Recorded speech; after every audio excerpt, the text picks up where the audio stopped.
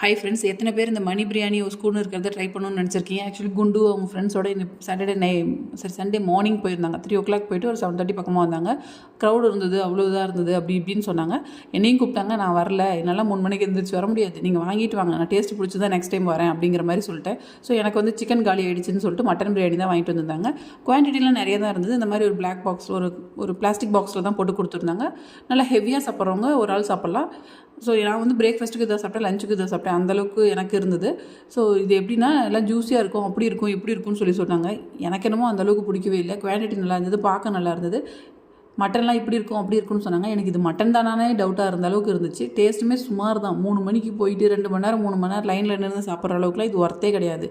என்னோடய சைட்லேருந்து நான் சொல்கிறேன், நிறைய பேருக்கு இது பிடிச்சிருக்கலாம். பட் எனக்கு இது பர்சனலாக பிடிக்கல. என்னடா பண்ணுறது, காசு கொடுத்து வாங்கியாச்சே, வேஸ்ட் பண்ணக்கூடாதே அப்படிங்கிற ஒரு காரணத்துக்காக சாப்பிட வேண்டியதாக இருந்தது. மற்றபடி இது அவ்வளோ சூப்பராலாம் இல்லை.